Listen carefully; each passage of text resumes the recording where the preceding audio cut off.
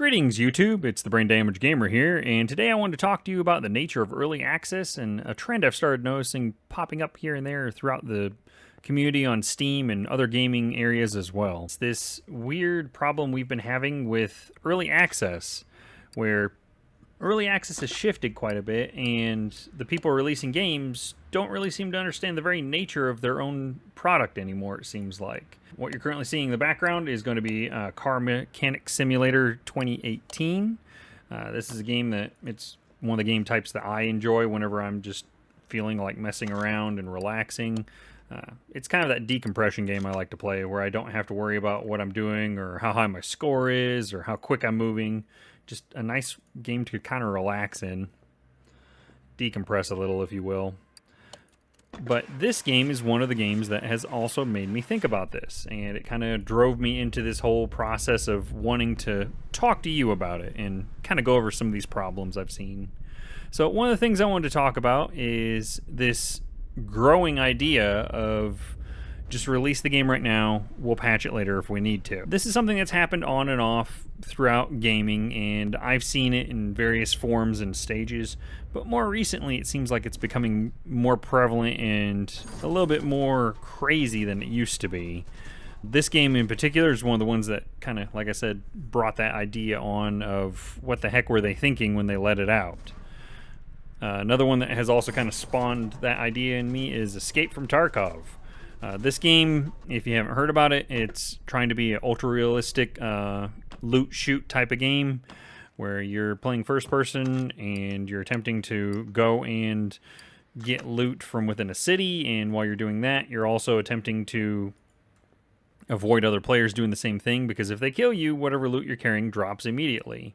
It's a very interesting game, interesting idea. I think I'm going to enjoy a decent amount of time with it when I get a chance to properly play it. But that goes back to what I'm talking about.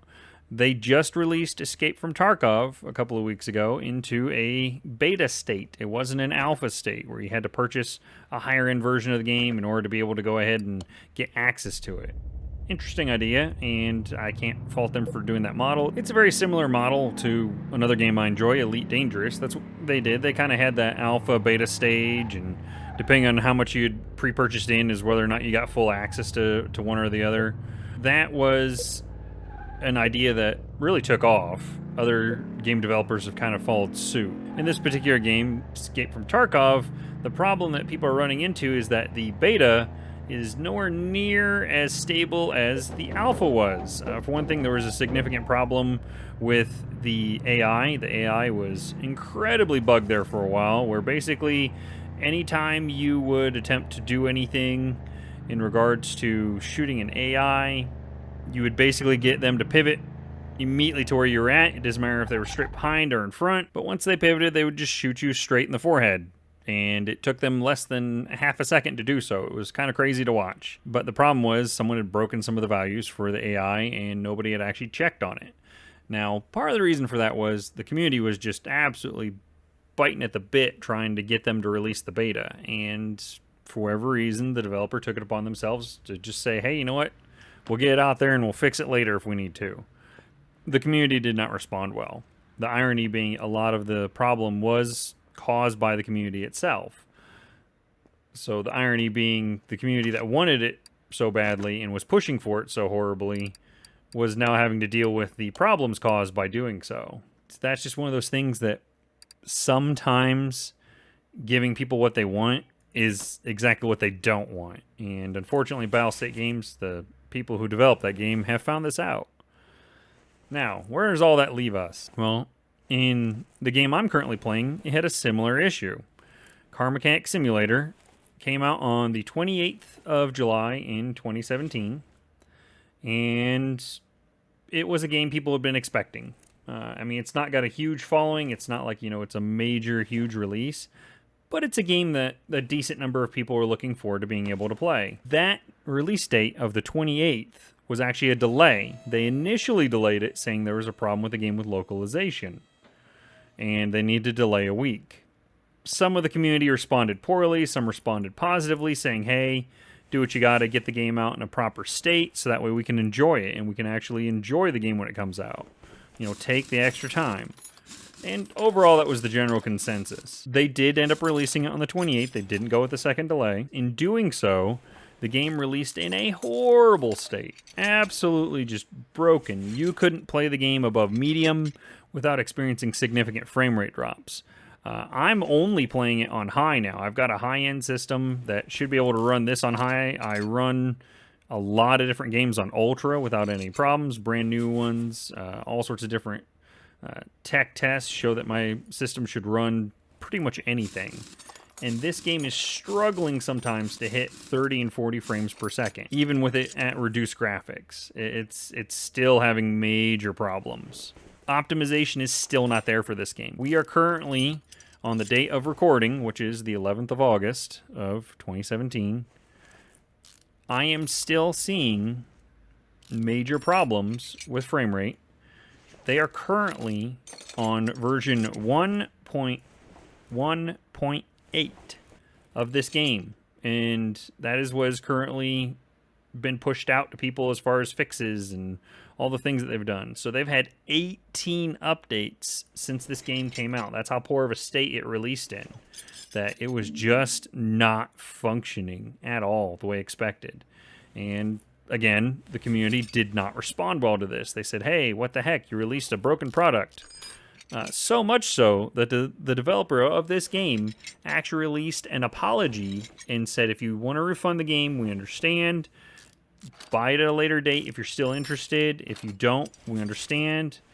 You know, it's one of those things that we thought it was in a better state than it was. It's not.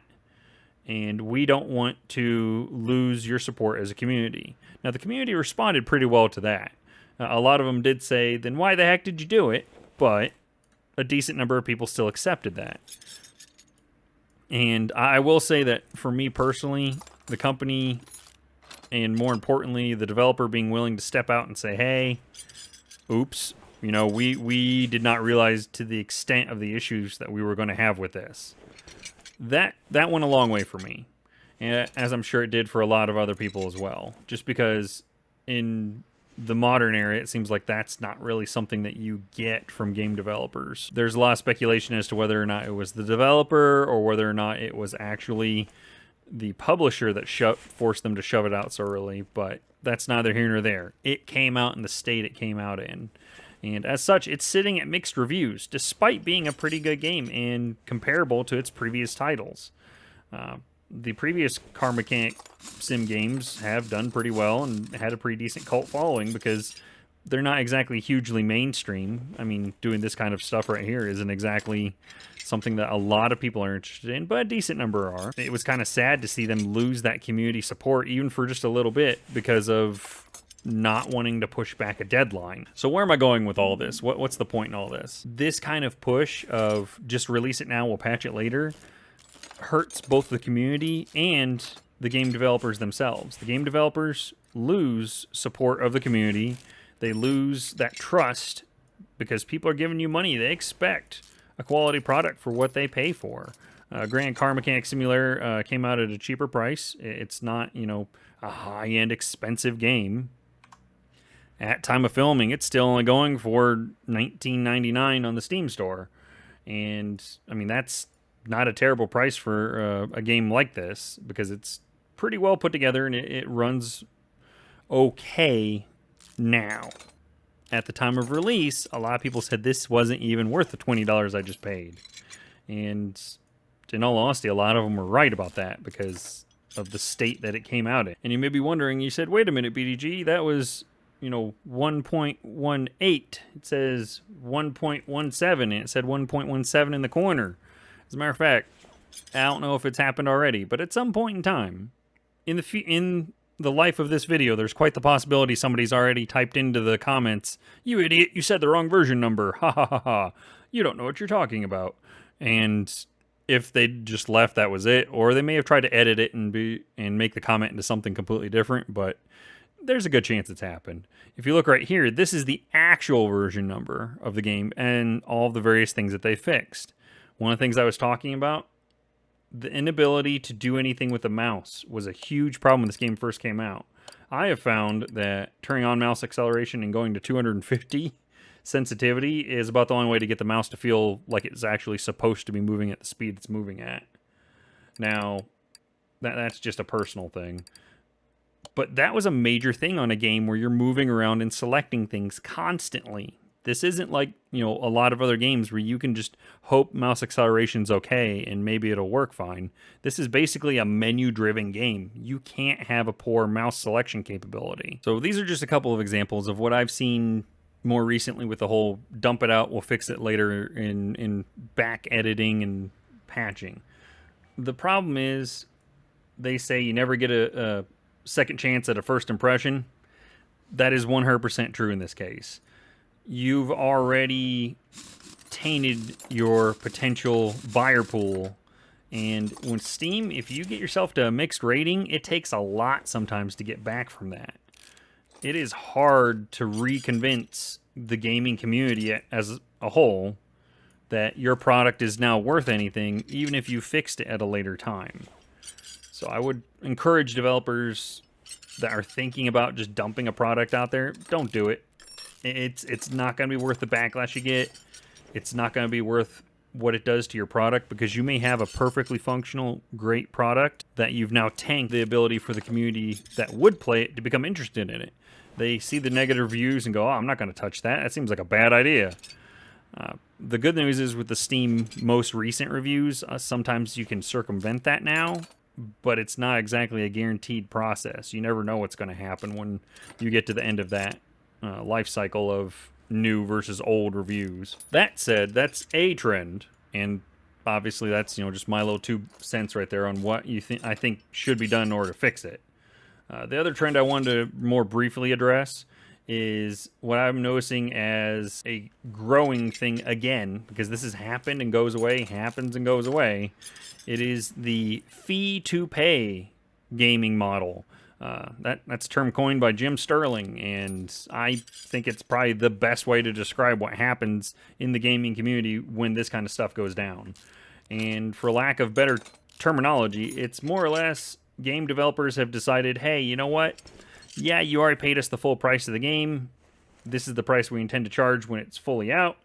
But we could kind of use some more money, so we're going to add in mobile game elements. We're basically going to add all sorts of microtransactions and little bits and additions on top of what would have been just a base game that would have worked just fine initially. The whole concept of, oh, well, we'll just go ahead and, add this on because they'll give us extra revenue and the gamers will just pay for it. It's not going to be a big deal.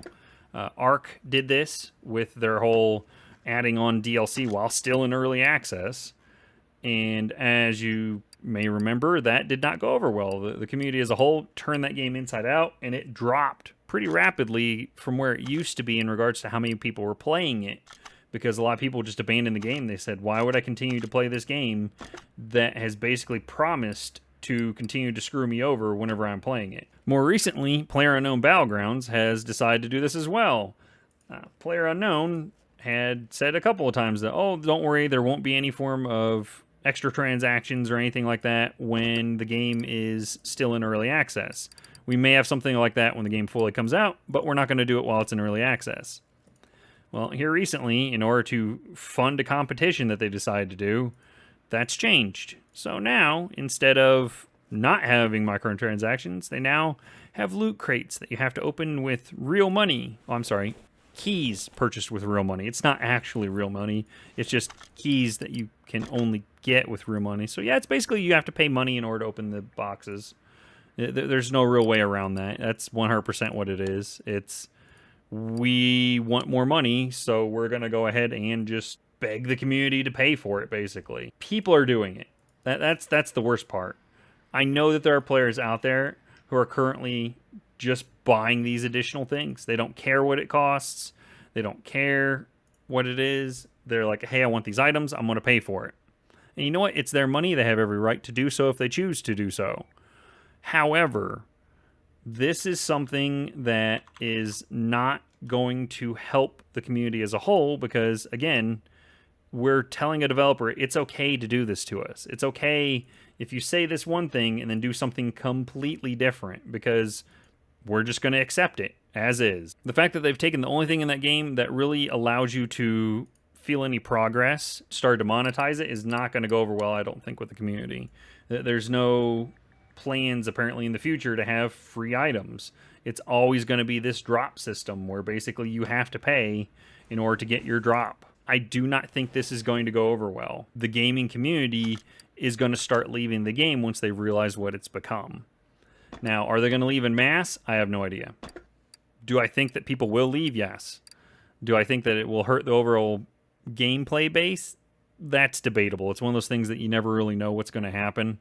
It's possible that they will not be able to maintain their player base. I'm not going to say that it's 100% going to happen, though, because there's plenty of people out there who are more than willing to just pay for whatever the service is in order to keep something running like that. The sense of progression you get in the game all comes from, hey, look, I've managed to, by random drop and repeatedly playing the game, get this particular item. And, you know, hey, that's relatively rare or whatever. It's something that you had to earn by repeatedly opening boxes until you got it. They're taking that away from players, and I think that's a shame because that's going to make it harder for people to understand why they're even playing, to be honest. And the best part is, I don't think a lot of people have even realized that yet, that if you take away that little incentive of, hey, look, I get, you know, the possibility of getting this particular piece of clothing when I open up these boxes, a lot of people don't realize that's why they're actually playing the game in some stances. I mean, yes, it's nice to also win, but when you win, you get the loot box, which in turn gives you a reason to keep playing. It's kind of a weird circular thing. These are just a couple of thoughts that I had on what's currently going on with this particular hobby that I enjoy. I'm really kind of starting to get concerned about some of the trends, in particular for the simple fact that so many gamers out there are just kind of dismissing it as, it's not too bad. I can deal with that. Stick with those developers that you know and trust are not going to pull this kind of stuff on you, basically, is what I'm saying at the end of the day. I mean, I hate to say it, it's kind of become a gimme that game developers don't respect the very player base that their games rely on. When you do that to your consumers, you're really kind of running a bad road. You're making it so you aren't going to have a future business model. It's a very short and loose way to play with a community that remembers, a community that does not give up on grudges when things go wrong, a community that is a little bit vindictive when it comes to how badly a developer screws them over when it comes to games they love and franchises they expect things from. But those are just some of the thoughts I had on this particular situation that's kind of been growing. Let me know what you think in the comments down below. Do you agree with me? Do you think I'm crazy? Have I just completely gone off the deep end? Has it finally happened? The brain damage gamer's brain damage is taken over. Who knows? But let me know what you think down below. Leave me a like if you like the video. If you dislike the video, go ahead and hit that and leave me a comment why you didn't. But as always, I am the Brain Damage Gamer. Thanks again for watching. Game on.